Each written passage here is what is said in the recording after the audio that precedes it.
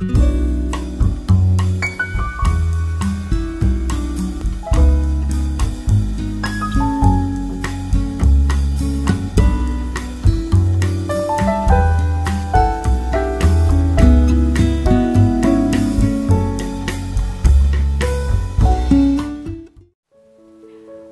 y bienvenidos un día más al programa Entre Amigos, un café entre amigos.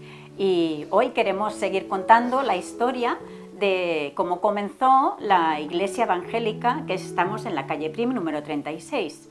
Y para ello tenemos a Daniel Verge, que él va a seguir pues contándonos un poquito cómo fueron los inicios.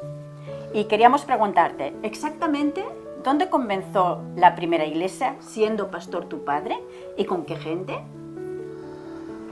Bueno, como ya dije en el programa anterior, la iglesia primera donde mi padre empezó eran los bajos de nuestra casa y estaba ubicada en Amposta, en la calle Goya número 22. Era un lugar no muy grande, pero ahí guardaba mi padre muchas cosas de la construcción, pero rápidamente lo habilitó. Él tenía ganas de tener un lugar donde poder comunicar el Evangelio. Ya os dije anteriormente que allí se hicieron pequeñas campañas y hubo muchos milagros y hubo una presencia de Dios tremenda. Lo que sí recuerdo de aquella época fue el amor tan grande que teníamos, las ganas de trabajar, las ganas de evangelizar. Estábamos dispuestos a poner todo lo que teníamos para que el Evangelio se extendiera. Él nos transmitió ese deseo de obra social, ese deseo de que la gente recibiera las buenas nuevas de salvación. Todo esto a la gente que en aquel entonces empezó a colaborar, ¿no? Recuerdo que el primer matrimonio que estuvo colaborando con ellos fue un matrimonio que, por cierto, yo estuve con ellos unos años, cuando mis padres estaban en Suiza, que era Dolores y Telesforo, ¿no?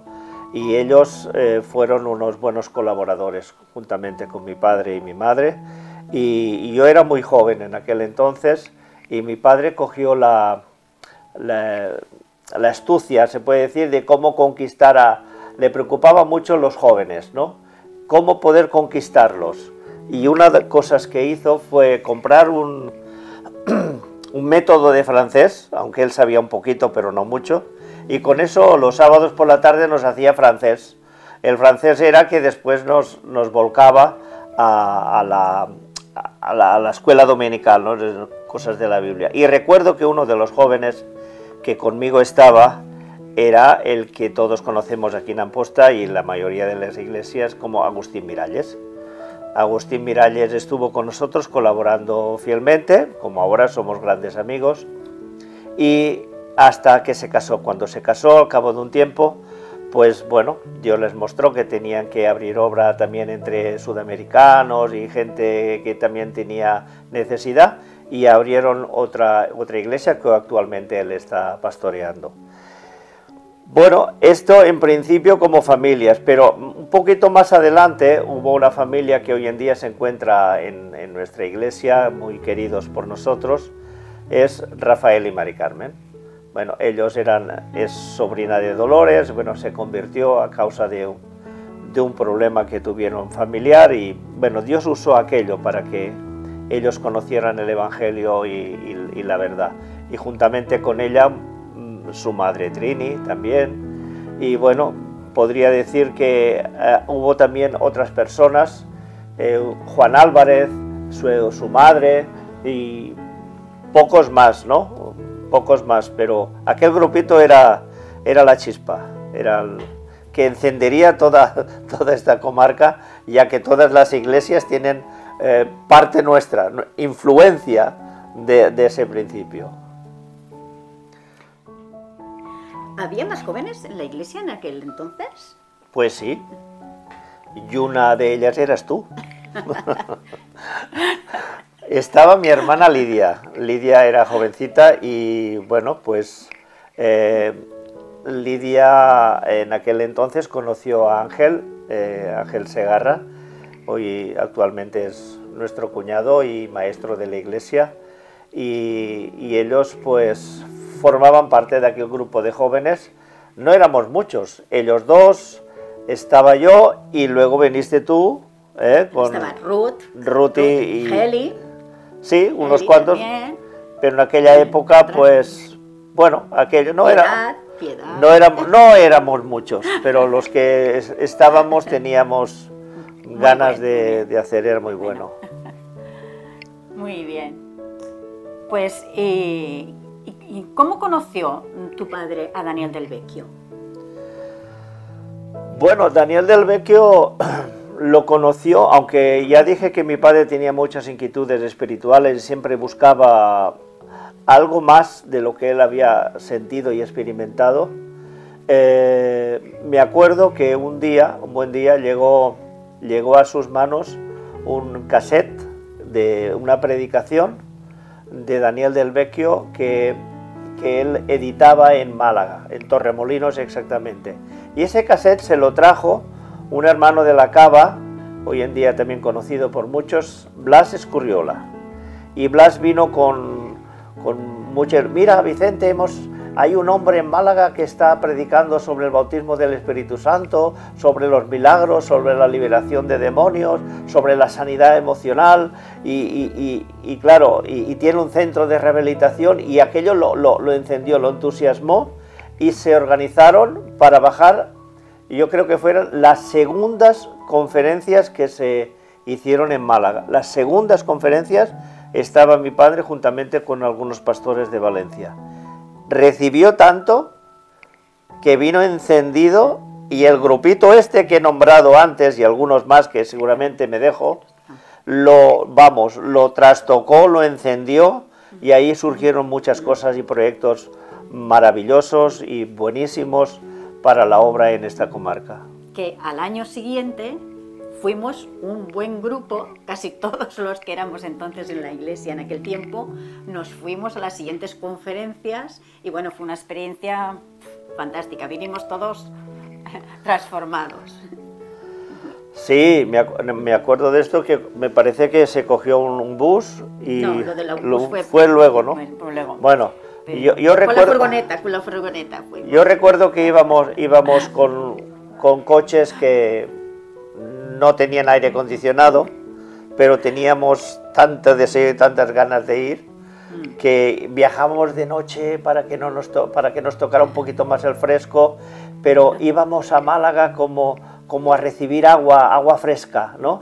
Veníamos cantando los coritos de allí, veníamos con la enseñanza, con la doctrina que nos habían impartido, y yo creo, y mi padre viene muy inspirado con el tema de la obra social, con el tema de las comunidades, de la rehabilitación, de chicos que habían estado pasando problemas y cómo el Señor les había transformado, les había curado, y hoy en día eran ejemplos y eran instrumentos para el Señor. Eso fue algo que nos lo transmitió de una forma espectacular. Porque hasta entonces prácticamente nosotros no conocíamos nada del mundo de las drogas y de centros de rehabilitación y todo eso. Por aquí no lo habíamos escuchado ni conocíamos nadie que tuviera por aquí. O sea que No, yo prácticamente fui uno de los que, bueno, luego os contaré un poco cómo empezó la obra de la comunidad, y yo me parece que recién casados nosotros, estuve un mes o dos en las comunidades de Málaga aprendiendo un poco a ver cómo el funcionamiento, pero no era aprender, era ponernos a trabajar a la práctica y transmitir cariño, amor, comprensión, ponernos en la piel del prójimo, ver la necesidad que tenían. No sabíamos lo que era el mono, si el mono teníamos que atarlo al árbol, si el mono se escapaba, no sabíamos nada de todo esto, pero lo que los ataba realmente eran los lazos de amor que había. Me acuerdo que mi padre me contaba una anécdota, bueno, anécdota no, una realidad, ¿no? Porque en aquel entonces estuvieron visitando la cárcel de Tarragona, y algunos de tercer grado podían venir aquí a cumplir. Y me acuerdo que llegó un furgón con dos chicos que eran veranos sudados, atados con los grilletes allí en el furgón, y mi padre dice, desátenlos y suéltenlos. Y la policía, pero eso no puede ser, esto es bajo su responsabilidad, suéltelos, porque aquí hay lazos que los atan mejor que estos grilletes. Y me acuerdo de todo esto porque la verdad no había rejas, no había vallas, pero tuvimos un tiempo precioso. Ojalá volviéramos a aquellos tiempos. Muchísimas experiencias de chicos que venían de todo sitio y bueno, éramos una familia, ¿no? Y bueno, o sea, teníamos esos lazos con ellos, con la familia y bueno, algo muy, muy bonito. La pena, ¿no? Es que muchos, desgraciadamente, muchos de todos esos chicos en aquel entonces, pues estaba el SIDA. Y claro, pues todavía no se sabía y la mayoría, muchos de ellos tenían el SIDA y muchos de ellas murieron después. Al poco tiempo, a los pocos años nos enterábamos que habían muerto, ¿no? Quiero contar solo un caso para mí muy... Esto tuvimos aquí al chico, a Fernando, se llamaba, un chico de Barcelona, y para una familia acomodada, y que eran él y dos hermanas, y los tres hermanos estaban enganchados. Y los tres murieron de SIDA al poco tiempo. Entonces, pues era tremendo y no había clases sociales ni nada. O sea, cuando entraba, pues entraba y arrasaba con todo.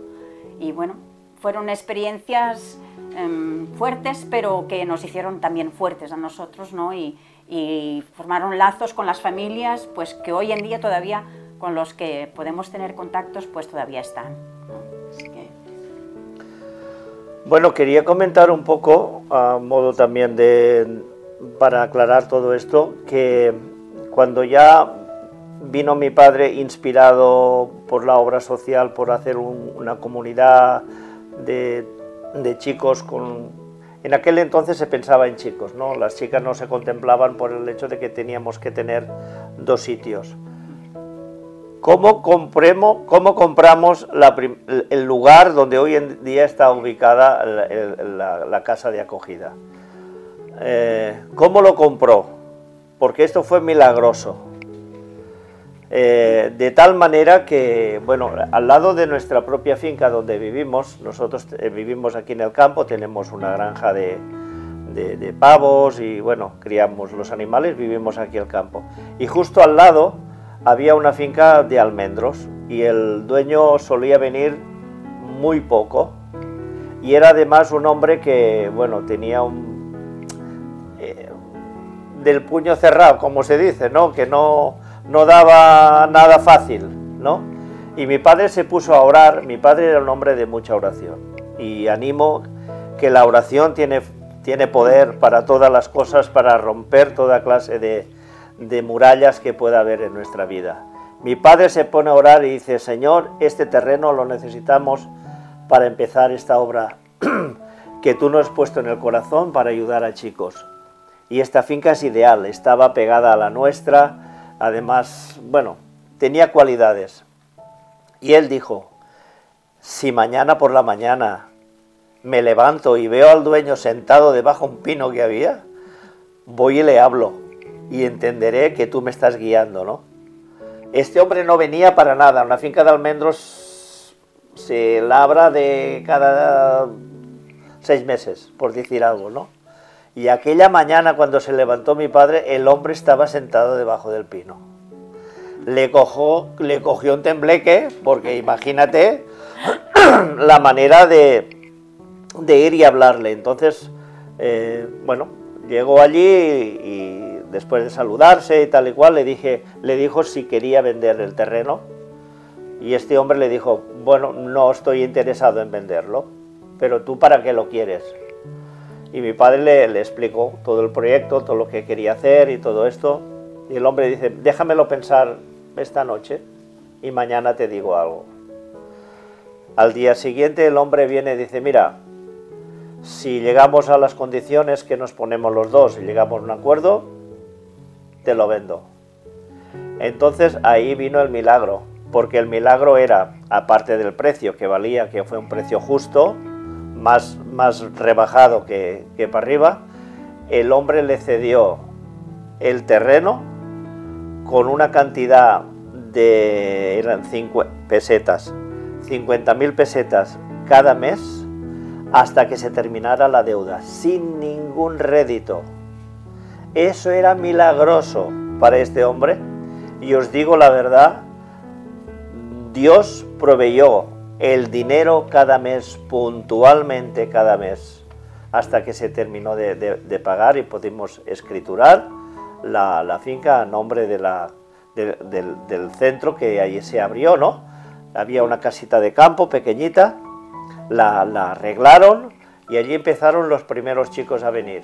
Me acuerdo que los dos primeros que llegaron eran de aquí de la Cava, y uno se llama Melchor, Pedrito, Héctor, y en aquel entonces también aterrizó Miguel.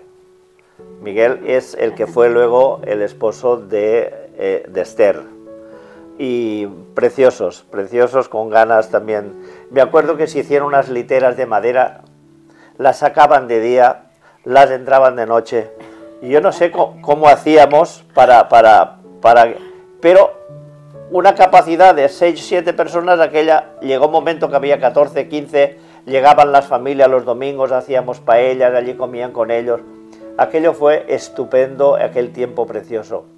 Y la verdad que recuerdo todo esto y quiero animarme a mí mismo, ¿no?, a ver que los proyectos, que los deseos de Dios, que lo que Dios tiene diseñado, quieras o no quieras, de una forma o de otra, Dios lo lleva a término. Bueno, y ahora pues por hoy vamos a acabar ya con esta entrevista, que esperamos que os haya gustado y que os sea de bendición a todos. Y bueno, queridos hermanos y amigos, muchas bendiciones y hasta pronto.